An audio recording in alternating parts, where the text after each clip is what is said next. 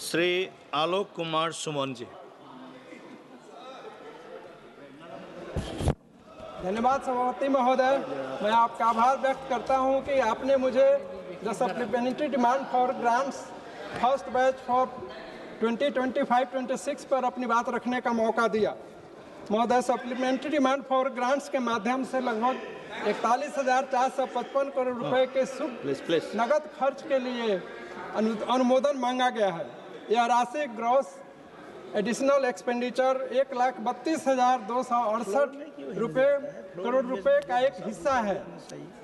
हालांकि 90,812 करोड़ रुपए की बड़ी राशि मंत्रालयों ने आंतरिक बजट से एडजस्ट की जाएगी। शेष राशि 41,455 करोड़ रुपए के लिए पार्लियामेंट्री अप्रूवल आवश्यक है। महोदय, वर्ल्ड की इकोनॉमी में प्राइसेज के बढ़ने या घटने के कारण और जन कल्याण की योजनाओं के बढ़ते खर्च की आवश्यकताओं को पूरा करने के लिए यह सप्लीमेंट्री डिमांड फॉर ग्रांट्स लाया गया है। वर्तमान सप्लीमेंट्री डिमांड फॉर ग्रांट्स का बड़ा हिस्सा सब्सिडी को पूरा करने के लिए दिया गया है महोदय, जिसमें एलपीजी बिक्री कर पर नुकसान की भरपाई के लिए 9,473 करोड़ रुपए, केंद्र शासित प्रदेशों के लिए 2,500 करोड़ रुपए,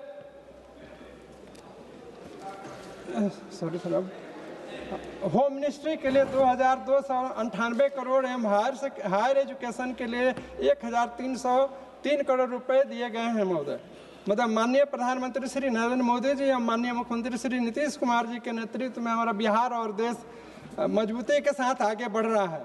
यह कुशल नेतृत्व का परिणाम है कि वर्ष 2025-26 के सेकेंड क्वार्टर में इंडियन इकोनॉमी का 8.2% जीडीपी ग्रोथ हुआ है, जो इम्प्रेसिव है एवं देश के राज्यों एवं अन्य सबों के लिए यह इनकरेजिंग है। यह सरकार की ग्रोथ पॉलिसी और रिफॉर्म के कारण संभव हुआ महोदय।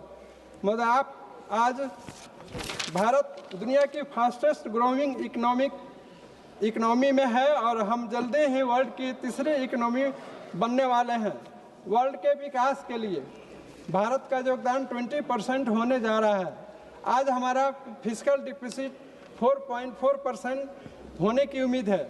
महोदय, देश में कंपनियां कैपिटल मार्केट से रिकॉर्ड फंड जुटा रही हैं, हमारे बैंक्स मजबूती के साथ योगदान दे रहे हैं, देश में इन्फ्लेशन बहुत कम हुआ है, इंटरेस्ट रेट कम हुआ है, देश की करंट अकाउंट डिफिसिट कंट्रोल में है, फॉरेक्स रिजर्व भी बहुत मजबूत है। आज हमारे डोमेस्टिक इन्वेस्टर्स करोड़ों रुपए मार्केट में लगा रहे हैं। महोदय, सरकार के सुधार का ही परिणाम है कि फॉरेन एक्सचेंज रिजर्व अपने रिकॉर्ड हाई के करीब है। टेक्नोलॉजिकल विकास में भी देश काफ़ी आगे बढ़ा है। 5G स्टैक देश में ही विकसित हुआ और हमने मेड इन इंडिया 5G भी बनाया और आज हम मेड इन इंडिया 6G पर तेज़ी से काम कर रहे हैं। आज देश में पारदर्शी नीति के कारण सेमीकंडक्टर से जुड़ी फैक्ट्री भी लगनी शुरू हो चुकी है महोदय।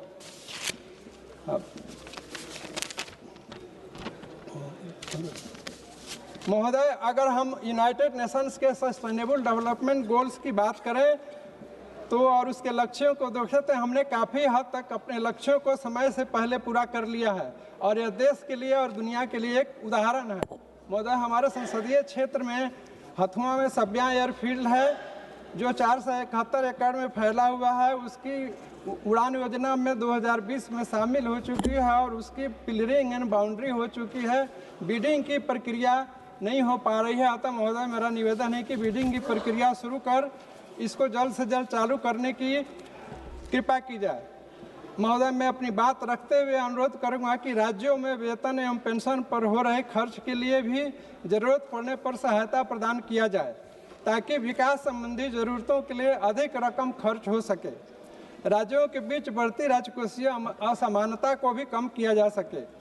सबसे अधिक पूंजीगत व्यय करने वाले सड़क एवं रेलवे मंत्रालयों में वित्त वर्ष 2025-26 के अप्रैल से अगस्त के दौरान बजट आवंटन के अनुपात में अधिक व्यय हुए महोदय। पिछले साल की तुलना में पूंजीगत व्यय में वृद्धि एवं राजस्व में आई कमी के कारण राजकोषीय घाटे में बढ़ोतरी हुई है। सरकार को वित्त वर्ष 2025-26 के लिए 4.4% के राजकोषीय घाटे के लक्ष्य को प्राप्त करने के लिए भरोसा है महोदय। अपने देश में दूसरे देशों की तुलना में सरकारी खर्च कम है।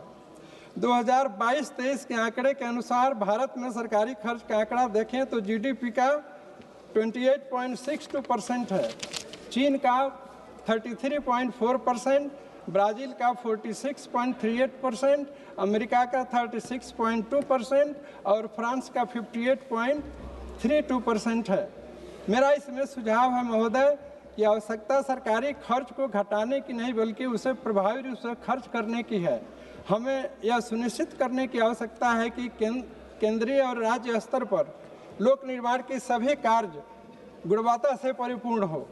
महोदय, सरकार ने विकास विरोधी बाधाओं को दूर करने के लिए और उसे सुसंगत बनाने के लिए हर संभव प्रयास किए हैं, जिससे कारोबारी लोगों की सुगमता बढ़ी है। बिजनेस रैंकिंग में भारत की ऊंची छलांग दिखती है। वैश्विक जटिलताओं के बावजूद सर्विस निर्यात बढ़ने से व्यापार में संतुलन बना हुआ है। महोदय, दुनिया भर में जहां 2.3 अरब लोग अभी भी खाद्य असुरक्षा के शिकार हैं, वहीं भारत में ऐसे लोगों की संख्या 33.5 करोड़ से अधिक है। दुनिया की आधी आबादी जरूरी स्वास्थ्य सेवाओं से वंचित है। इसमें भारत सरकार देश की ही नहीं बल्कि दुनिया को स्वास्थ्य के क्षेत्र में सहायता प्रदान कर रही है। महोदय, मैं इन्हीं शब्दों के साथ ये डिमांड फॉर ग्रांट्स का समर्थन करते हुए अपनी बात समाप्त करता हूँ। धन्यवाद जी। माननीय सदस्य श्री बजरंग सोनवाने जी। धन्यवाद स्पीकर सर, आपने मुझे सप्लीमेंट